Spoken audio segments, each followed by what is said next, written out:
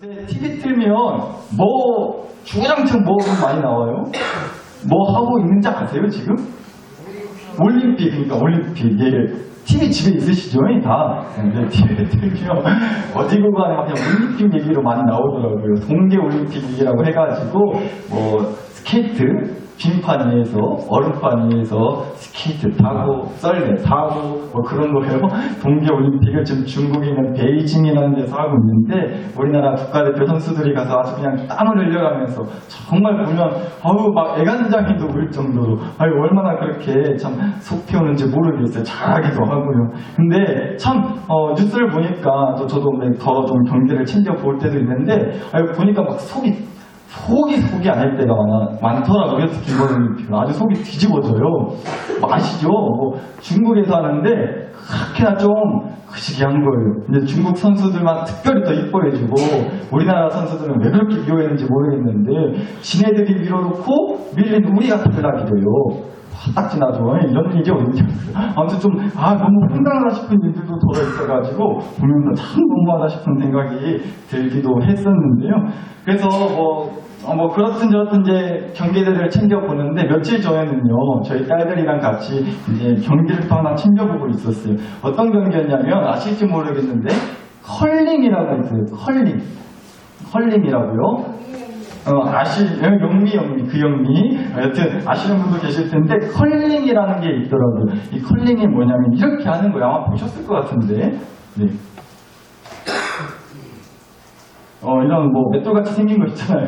돌덩이 같은 거 맷돌같이 생긴 거 밀고요. 열심히 바닥 문대는 거예요. 그래가지고 무슨 동그라미 같은 데다가 꼬리 시키는 거예요. 누가 더 많이 넣나, 이 맷돌 같은 거 누가 더 많이 집어넣나, 이렇게 하는 거더라고요. 전국에 우리나라 이것보다 더 쉽게 컬링을 설명할 수 있는 목사님은 없을 것 같아요.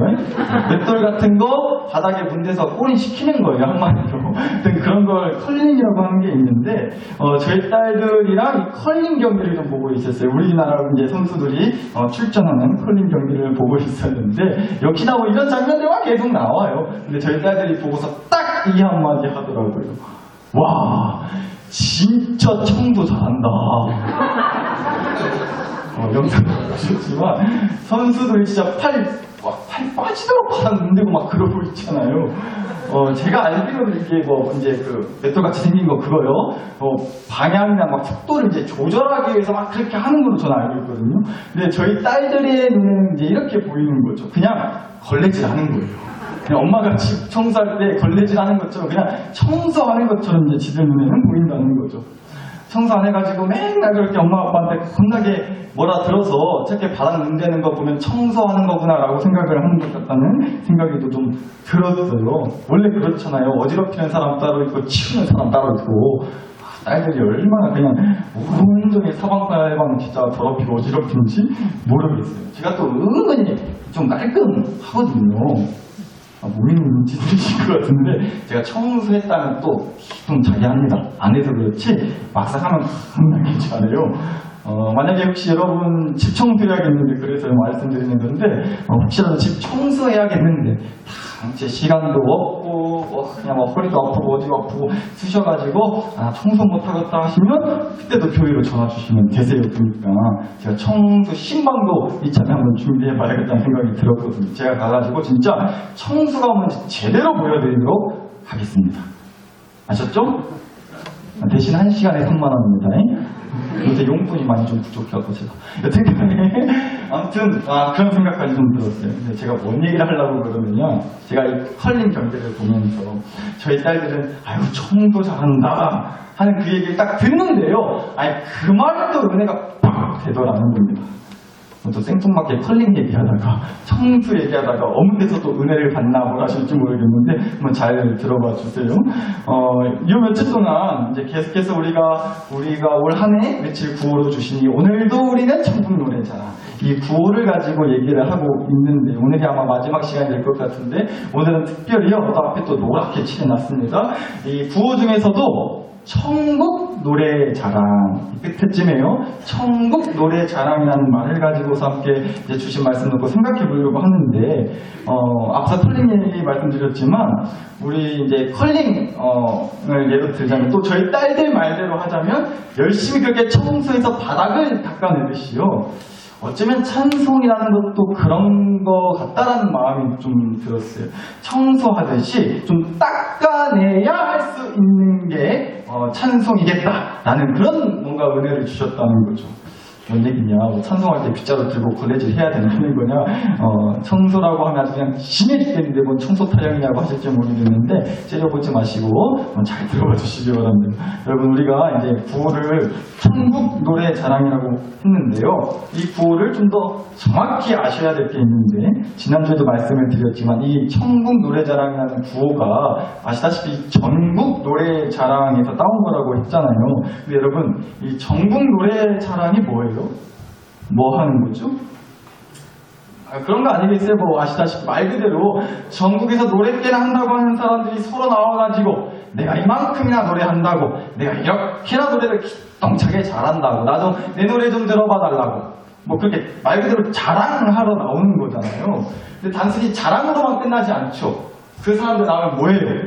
이제 딩동댕 합격시키거나 아니면 땡 하고 얄짤없이 탈락시킬 때도 있어요.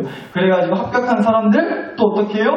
상 주잖아요. 등수 매기고 상 줘요. 누구는 우수상, 누구는 뭐 최우수상, 이렇게 이제 일종의 경쟁을 하게 된다는 거예요. 순위를 매기고 등수를 매기고 상을 준다는 거죠. 자랑으로만 끝나는 게 아니라는 거예요.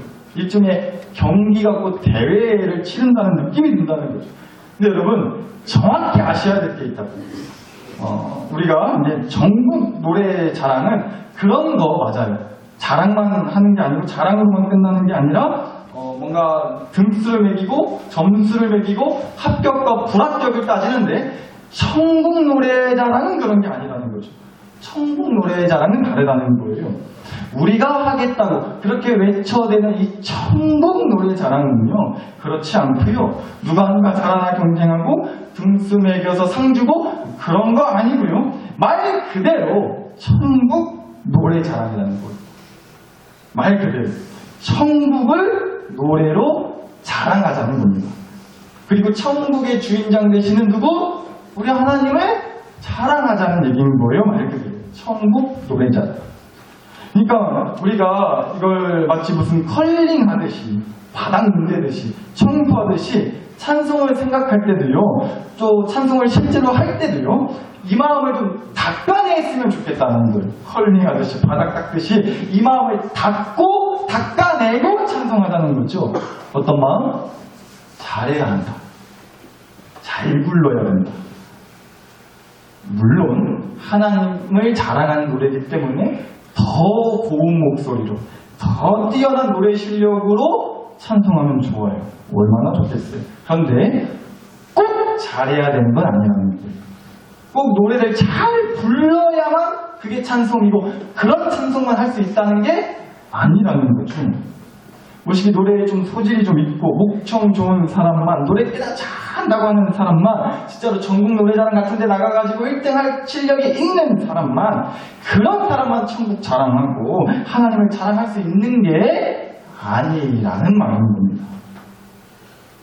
뭐 대회하는 것도 아니고 등수에 이겨서 상 주고 그런 거 아니기 때문에 그럴 필요가 전혀 없다고. 그냥 말 그대로 우리는 마음껏 자랑만 하면 된다는 거예요.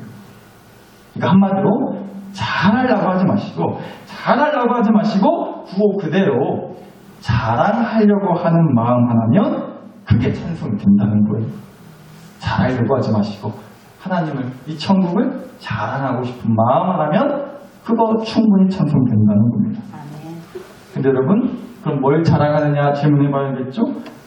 까지 알려드리는 거예요. 구호에다가 다 알려드렸어요. 말씀드렸지만 제가 구호 한 글자도 코트로 절대 그렇게 만들지 않는다고 했습니다. 하나님이 구호 한번 지어주실 때 기똥차게 지어주신다고요. 천국 노래의 자랑. 찬송은요, 앞서 말씀드렸지만 천국을 자랑하는 노래인 거예요. 천국의 주인장 되시는 하나님을 자랑하는 게 찬송이라고. 그래서 말씀드리는 거예요. 잘하려고 하지 마시라. 자랑하려고 하는 마음이면 된다. 근데 뭐를요? 천국의 주인 되시는 누구? 하나님을 자랑하고자 하는 마음이면 된다는 거. 그래서 오늘 주신 말씀을 좀 보기를 원했던 거예요. 오늘 주신 말씀 보시면 익숙한 사람의 이야기가 나오죠. 바로 다윗이에요. 다윗. 하나님이 이스라엘 나라의 첫 번째 왕으로 사울이라고 하는 사람을 세우셨어요. 그런데 이 사울 왕이요, 어느 생각부터 아주 그냥 지멋대로 하는 거예요. 그래가지고 아주 쉽게 말해서 하나님이 그러셨던 거죠. 사울 안 되겠다, 갈아야 쓰겠다. 그래서 사울을요, 이어서 새로운 사람을 왕으로 좀 찍어주셨어요. 그 사람이 바로 다윗이라고 하는 사람이었던 거죠. 그런데 이제 다윗이 그렇게 사울에 이어서 하나님으로부터 이제 왕이 되겠다라고 이렇게 이제 뽑히고 난 다음에 바로 왕으로 세움을 받게 된 게 아니고, 바로 왕이 된 게 아니고요. 그 사이에 정말 별의별 일이 다 있었고, 정말 온갖 고생이란 고생은 직살나게 하게 되거든요. 그런데 그 중에서 가장 이제 우리가 잘 알고 또 유명한 얘기, 적어도 한두 번은 들었던 얘기가 바로 다윗이 골리앗이라고 하는 사람과 맞짱 떴다는 그 얘기, 싸워서 이겼다는 그 얘기가 나오죠. 블레셋 나라라고 하는 그런 나라가 이스라엘 나라에 쳐들어왔어요. 그래서 이스라엘 나라가 이제 블레셋 나라와 전쟁을 해야 되는 상황이 된 거예요. 근데 이 블레셋 나라에 골리앗이라고 하는 장수가 있었어요. 근데 딱 봐도 키가 엄청 크고요, 덩치도 겁나게 커요. 또 걷다가 온갖 화려한 갑옷에 무기에 그냥 보기만 해도 벌벌 떨릴 정도로 무시무시하게 생겼다는 거죠. 근데 그 골리앗 장수가 전쟁을 하기 전에 앞서서 먼저 나와가지고는 겁나게 뭐라 했다는 거예요. 이스라엘 나라 군대한테. 말씀 한번 보시면요, 17장 8절에서 11절입니다. 17장 8절에서 11절. 너희는 이제 골리앗이 뭐라 하는 거예요? 너희는 한 사람을 택하여 내게로 내려보내라. 그가 나와 싸워서 나를 죽이면 우리가 너희의 종이 되겠고, 만일 내가 이겨서 너네를 죽이면 너희가 우리의 종이 되어 우리를 섬길 것이니라.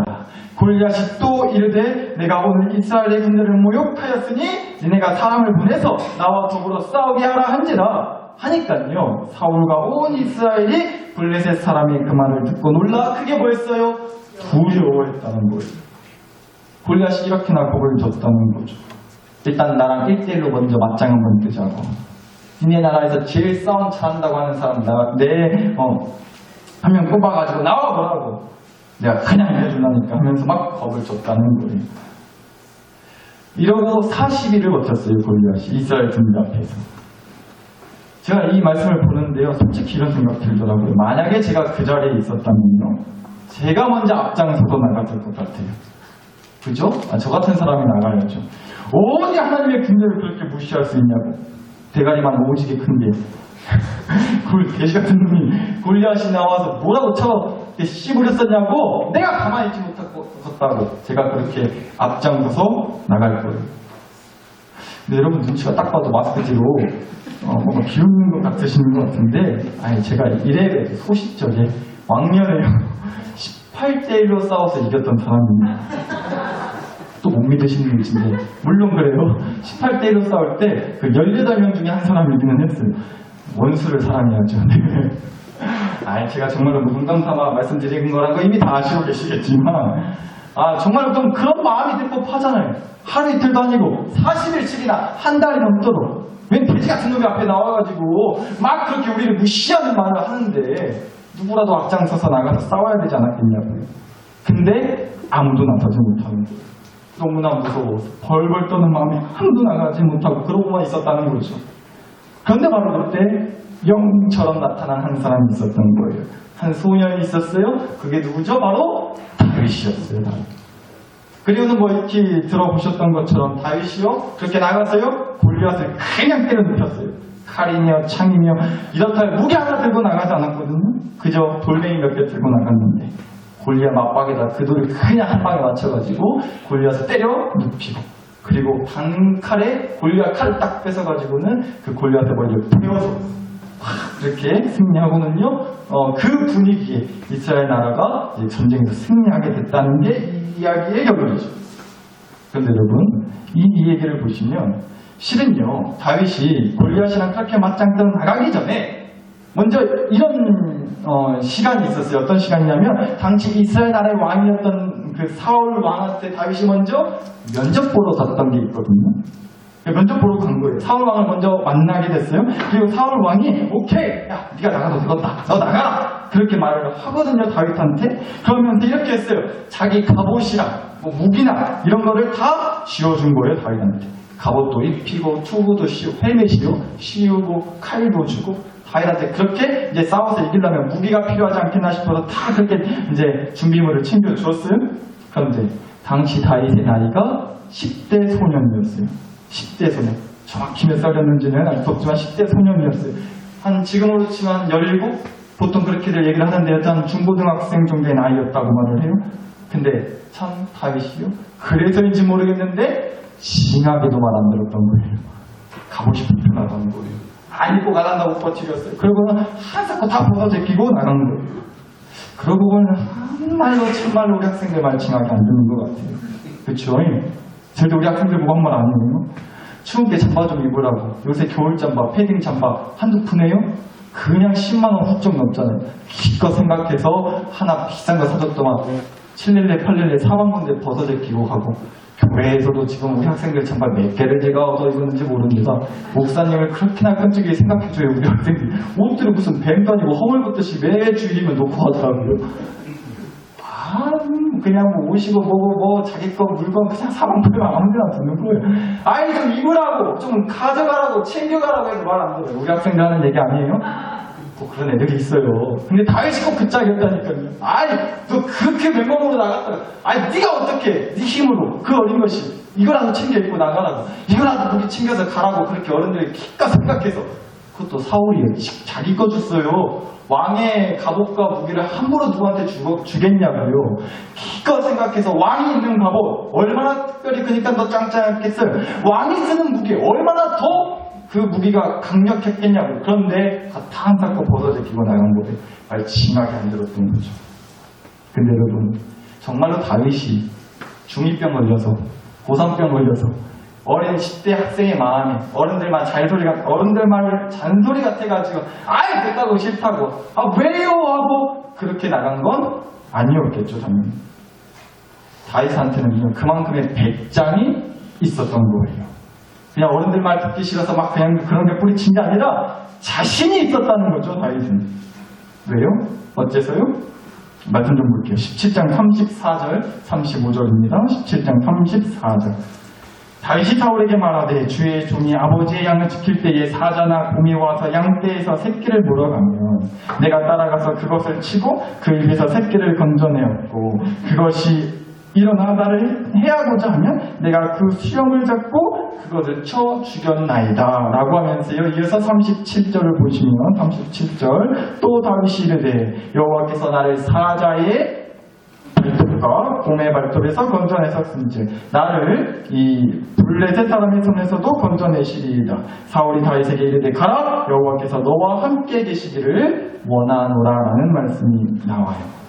그러니까 한마디로 이런 얘기예요. 다윗이 자기 집에서 양을 돌볼 때 짐승들이 와서 그렇게 자기 양들을 훔쳐있다는 거예요. 자기 집 양들은 그때마다 이제 다윗이요 자기 양을 키웠고 다 지켜냈다는 거예요.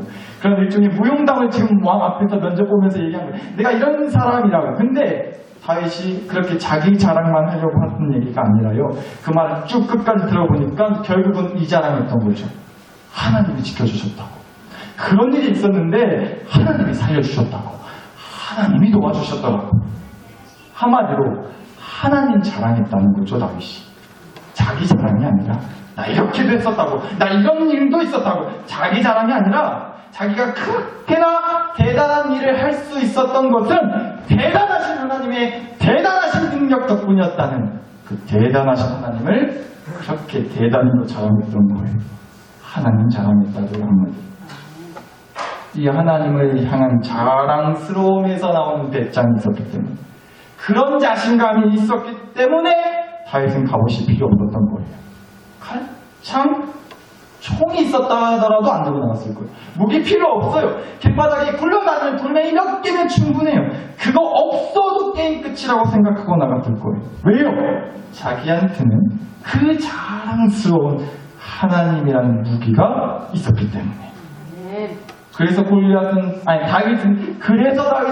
골리앗 앞에 나아가서 이렇게 외쳤던 거죠. 17장 45절. 17장 45절입니다. 다윗이 블레셋 사람 골리앗에게 이르되 너는 칼과 창과 단창으로 내게 나오거니와 나는 만군의 여호와의 이름 곧 네가 모욕하는 이스라엘 군대의 하나님의 이름으로 너에게 나아가노라. 한마디로 내가 자랑할 건 누구뿐이다? 하나님뿐이다. 너는 너의 갑옷을, 너의 덩치를, 칼과 그 무기를 자랑하지만 나는 하나님을 자랑하는 마음으로 이 자리에 나왔다. 그렇게 얘기한 거죠.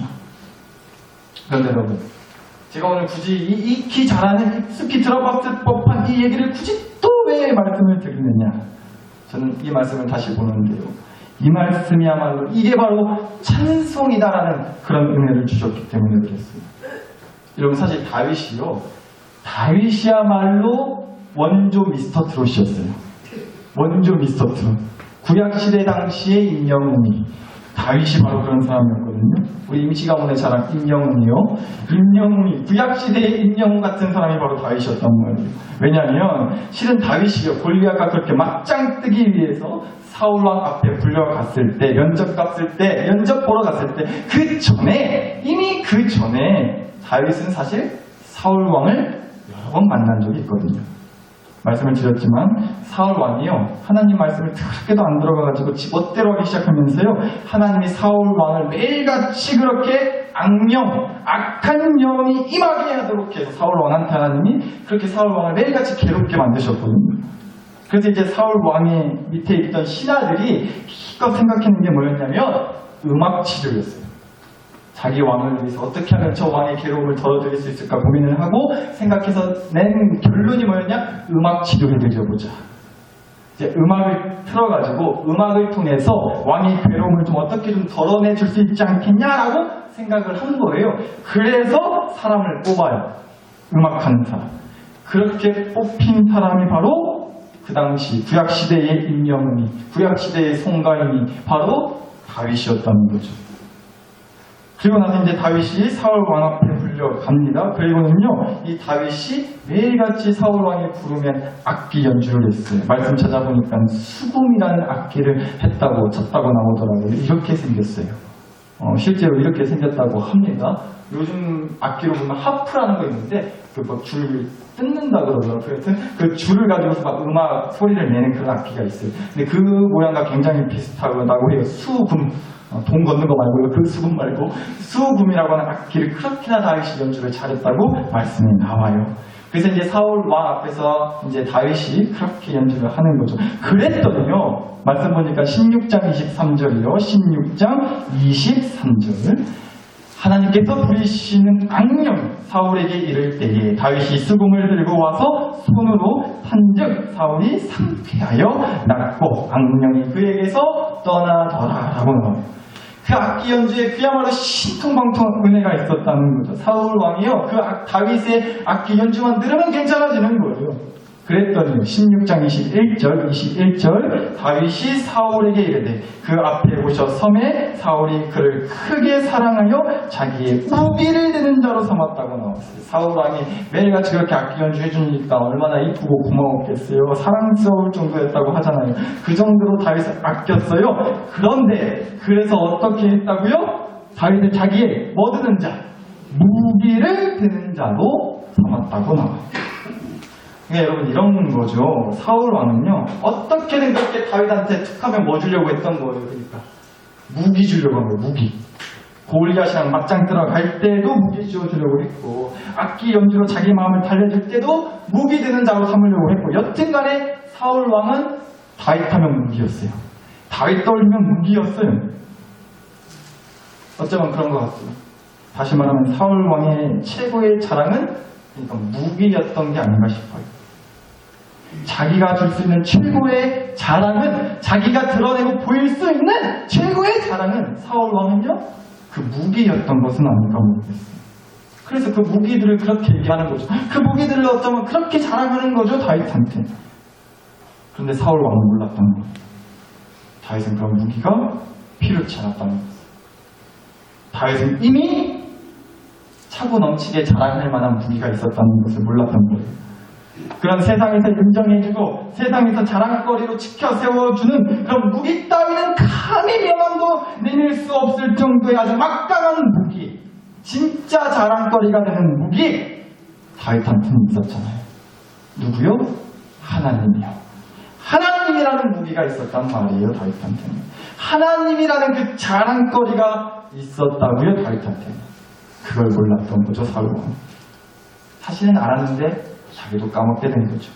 자기 눈에 보이는 그 무기들이 눈에 들어오기 시작하면서 하나님이라는 무기를 잊고 살게 된 것 같아요. 사울은.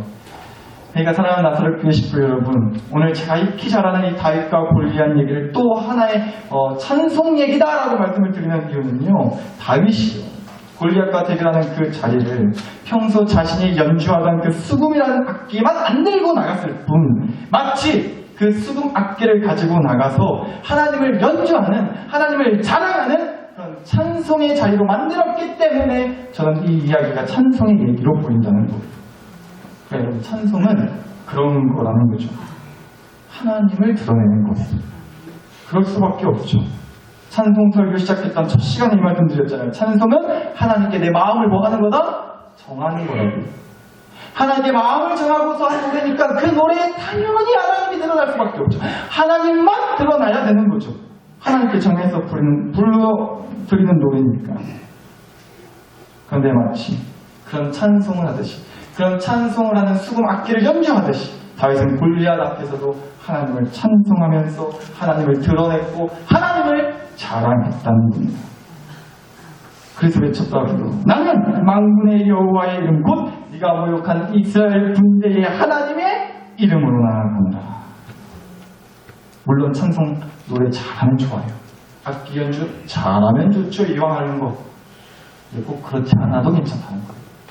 하나님을 그렇게 자랑하고 싶어하는 마음, 하나님의 이름만을 드러내며 하나님을 나의 자랑하고 그렇게 하나님만이 나의 무기임을 자랑하고 싶은 마음, 그 찬송을 하나님께서 받고 싶어 하지 않으시겠냐고요. 따라서 오늘 주신 말씀 17장 50절, 다윗이 이같이 물매와 돌로 블레셋 사람을 이기고 그를 쳐 죽였으나 자기 손에는 칼이 있었다고요? 없었다고요? 없었다고 말하잖아요. 자, 나사렛 교회 식구 여러분, 그 죄의 문제를, 여러분을 시험하는 그 죄의 유혹을, 또 그 골리앗 같은 도저히 엄두가 나지 않아 어찌할지 모르겠는 그 고난과 아픔과 문제의 슬픔을 드디어 그 숨통을 끊어낼 힘이 없다면, 그 칼이 없다면, 그 무기가 없다면, 자랑스럽게 내세울 만한 무기 하나 없다면 이 무기를 꼭 기억해 보시라는 거예요. 우리한테는 하나님이라는 무기가 있습니다. 천국 주인장 되시는 하나님이라는 무기면, 그 무기 하나면 되지 않으시겠습니까? 우리 하나님 무기를 자랑하는 천국 노래 자랑 하자는 거예요. 그러니까 그러기 위해서라도 하나님 무기를 지고 사셔야 되는 거죠. 그렇잖아요. 이거 꼭 명심하셔야 돼요. 여러분, 자랑이라는 건요, 제가 지금 계속 자랑하고 있는데, 자랑이라고 하는 말은요, 잘하는 사람이 할 수 있는 게 아니에요. 그걸 갖고 있는 사람이 할 수 있는 거죠. 이런 거예요. 나는 돈 진짜 잘 쓸 줄 안다고, 나 진짜 돈만 줘보라고, 돈 잘 쓸 줄 안다고 자랑하는데 뭐예요? 돈이 없으면. 돈이 있어야 돈 잘 쓴다고 자랑할 수 있는 거 아니에요? 그러니까 갖고 있어야 자랑할 수 있다는 거예요. 그래서 우리가 이렇게 자랑을 못한 거잖아요. 쓰는 거 시키면 기똥차게 잘 쓸 수 있다고 자랑을 하는데 돈이 없으니까. 한번 저한테 줘보죠. 제가 마음껏 쓰는 거 한번 자랑, 진짜로 대금 한번 해보라니. 다시 한번 말씀드립니다. 1시간에 3만원이에요. 영업 좀 하려고. 농담이고요. 정말로 그래요. 여러분 기억하시죠? 자랑은요, 잘하는 사람이 하는 게 아니고, 잘하는 사람이 하는 게 아니라 갖고 있는 사람이 할 수 있는 게 자랑이라고. 여러분, 요새 저 보실 때 좀 달라진 거 없으세요? 머리 얘기하지 마시고. 저 보실 때 뭐 좀 달라진 거 없나요? 아직 안 되겠구나. 제가 요새 사실 운동을 좀 하거든요. 제가 몇 년 전에 저희 집에 사놓은 이제 턱걸이하는, 또 여러 가지 운동할 수 있는 기구를 몇 년 전에 사놓은 게 있어요. 지금껏 잘 쓰고 있거든요. 옷걸이로. 거기다 입을 넣으면 그렇게 좋아요. 잘 마르고. 여튼간에 그러다가 너무 그렇게 먼지 쌓이게 내버려 둔 것 같아서 안 되겠다. 돈도 아깝고 저거 비싼 돈 주고 샀는데 나름 그때는 운동 다시 시작해야겠다고. 그래서 운동했거든요. 꽤요. 잘하신 거 없나요, 근데? 제가 오늘 사실 굉장히 좀 이게 팔을 좀 조심하고 있어요. 알통이 나와가지고 이거 이렇게 팔 들다가 안 찢어질까봐. 근데 여러분 제가 그냥 뭐 농담담한 드린 말씀이고 더 앞으로 노력을 많이 하도록 하겠습니다. 한번 설교가 양복 터지는 은혜를 좀 경험해보고 싶기도 해요, 정말로. 근데 여튼간에 알통 때문에. 여튼간에 한번 이렇게 보세요. 자랑을 하려 쳐도 자랑을 하려고 마음 먹어도 그게 마음이 들려면 갖고 있다는 게 확실해야 된다는 거예요. 갖고 있어야 뭔 자랑을 하죠. 알통 갖고 있어야 자랑을 할 거 아니에요. 나중에 갖고 와서 자랑할게요. 그러니까 갖고 있어야 자랑을 할 수 있다니까요. 그래서 말씀드리는 거예요. 천국 노래 자랑하시려면 천국을 갖고 있으셔야 된다고요. 그래야 자랑할 수 있는 거 아니냐고요. 천국 주인장 되시는 하나님을 좀 갖고 있어야 그 하나님이 무기니 뭐니라고 자랑을 할 거 아니냐고요. 그래서 말씀드리는 거예요. 천국을 먼저 갖자고요. 천국의 주인장 되시는 하나님을 무기로 쥐고 살아보시자고요. 그러면 설령 내 손에 칼이 없어도 갑옷이 없어도 좀 배짱 부리고 살 수 있지 않겠냐고요. 자신감 갖고 살아볼 수 있지 않겠냐고요. 다윗처럼 기죽지 않을 수 있지 않겠냐고요. 끝났다 안 한다는 거예요. 소망이 있다고 얘기할 수 있다는 거예요. 또 하루를 살아내는 거예요. 기쁨이 있고 감사가 생겨요. 다윗처럼 상황은 골리앗이라는 그 두려운 상황인데 하나님 무기 하나 갖고 다녀요. 그래서 한번 가자보자고 말씀드리는 거예요. 그래서 우리도 한번 마음껏 자랑하면서 잘난 척하고 좀 살자고. 나 하나님 자랑할 거 있다. 나 하나님이 하는 무기 이 자랑거리 있다. 그렇게 잘난 척 좀 하면서 살아보시자는 거예요. 이제 말씀을 좀 결론 짓도록 하겠습니다. 그 전에 간만에 영상 하나 또 준비했어요. 말씀 마무리하면서 좀 이 영상 나누고 싶더라고요.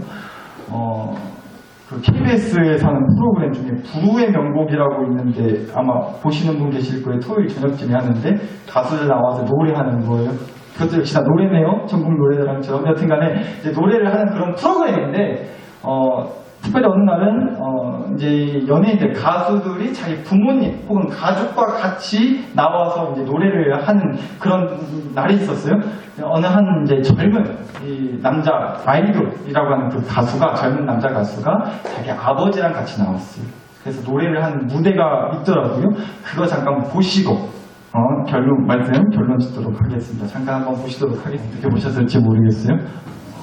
제가 설교 준비하다가 우연히 이 영상을 이제 밤중에 보는데 저도 왜 그렇게 눈물이 나는지. 그래요. 아빠, 엄마, 아들, 딸 되게 몇 자 안 되는데 이 네 단어는 틀 때마다 왜 그렇게 우리 가슴에 뭔가 아리고 눈가에 눈물을 맺히게 하는지 모르겠어요. 저도 이제는 좀 그런 눈물이 흐를 나이가 조금 된 것 같더라고요. 여러분 제가 이 노래를 듣고 또 굳이 또 설교를 마무리하면서 찬송도 왔는데 이런 영상을 좀 보여드리고 싶었던 이유는 다른 것보다도요. 이런 말씀 드리고 싶어서였어요. 들으셔서 아시겠지만 사실 이제 아들이야 가수니까 노래 되게 잘하고 아버지는 가수가 아니세요. 일반 분이신데 그래서인지 몰라도 그냥 노래 실력만 놓고 보면 사실 음정이니 박자니 제가 누굴 평가할 입장은 사실 못했는데 음정이니 박자니 뭐 노래 실력만 놓고 보면 아버지는 조금 뭔가 좀 아쉬웠을 수도 있어요. 근데 여러분 그 노래 실력을 떠나서 그 노래 실력이 어쩌고 저쩌고가 귀에 들어오시던 거 아니잖아요. 그 노래를 통해서 느껴지는 진심이 있지 않으셨어요? 자식을 향한, 정말 자기 아들을 향한, 자기 아들이 연예인 됐다고 TV 나온다고 좋아서 그렇게 자랑하고 싶어하는 그 아버지의 마음이 너무나도 절절히 느껴져서 노래 실력 따위는 하나 중요하지 않더라고요. 그건 귀에 들어오지도 않더라고요. 그 진심이 느껴집니다. 하나님 아버지를 떠올리실 때 어떠세요? 감히 이런 표현 좀 죄송하지만 이해하고 들어주세요. 우리 하나님도 노래 진짜 못하시네. 노래로 얘기를 들었지만 사실 그럴 때가 있어요. 하나님을 향한 미움의 마음. 하나님을 감히 평가하는데 너무 불합격이실 때가 많은 거예요. 아니 아버지 맞냐고. 내가 교회 나와서 그렇게 아버지 아버지 불렀던 그 아버지 맞냐고 하나님 당신이. 내가 지금 이렇게 죽겠는데 내 손에 지금 칼 하나 없어가지고 골리앗 앞에서 쩔쩔매고 있는데 아버지 되시는 양반이 뭐하고 계시는 거냐고. 참 별로다고. 감히 그런 마음도 혹시라도 있지 않으실까요? 근데 여러분, 그럼에도 이런 말씀 드리고 싶어요. 못 부르는 노래이시라고 할지라도 영상에 아버지가 자신을 향한 진심으로 노래를 불렀던 것처럼 저는 믿습니다. 하나님 아버지께서는 우리를 향해 매일같이 그렇게 노래 부르고 계실 줄로 믿어요. 그게 우리 마음에 안 들든 어떻든 간에. 왜요? 저와 여러분의 아버지시니까. 저와 여러분의 아버지 되시니까. 아버지만 부를 수 있는, 아버지가 자식을 향해서 부를 수 있는 그 노래를 아버지 되시는 하나님이 불러주고 계실 줄로 저는 믿습니다. 그럼 우리도 이제 답가하자고 그 노래 찬송. 아까 마지막에 아들이 불렀던 노래 가사가 뭐였는지 기억하세요? 마지막에 불렀던 노래 가사, 아들이 이런 가사였어요. 언제나 나의 아버지로 있어주길. 언제나 나의 아버지로 있어주길. 자기 아버지가, 자기 부모가 자기한테 해준 거 자랑하는 거 아니잖아요. 아버지 되셔주셔도 좋다는 거잖아요. 아버지로 있어주시기만 하면 된다는 거잖아요. 아버지를 자랑하는 거잖아요. 아버지가 해준 거 말고. 우리도 그런 찬송 답가가 불러드리자고요. 하나님 아버지한테. 사랑 나사롭교회 식구 여러분, 이 말씀만 드리고 기도할게요. 하나님과 함께 부디 부자 되실 수 있기를 간절히 바랍니다. 하나님과 함께 부자 되시라고. 돈 많은 부자도 되시고, 근데 그 부자만 말씀드리는 건 아니에요. 부자. 부모와 자녀 됐으면 좋겠습니다. 하나님 아버지와 부자 되시라고. 하나님을 아버지로 자랑한다는 것은 다시 말해 내가 하나님의 자녀라고 자랑할 수 있다는 소리잖아요. 하나님이 나의 아버지 되어주신다는 무기가 있다는 자랑인 거잖아요. 든든하지 않으세요? 신하지 않으세요? 야, 내 하나님이 내 아버지다고. 저는 그게 너무 힘이 되더라고요. 여러분도 그게 힘이 된다고 마음껏 자랑하면서 찬송하며 사실 수 있기를 정말로 간절히 축복합니다. 이 시간 그럴 수 있게 해달라고 기도했으면 좋겠어요. 주신 말씀과 은혜를 가지고 여러분 자신과 가정과 부모, 교회를 위해 우리 마음과 함께 간절히 기도 올려드리겠습니다. 함께 기도하시겠습니다. 하나님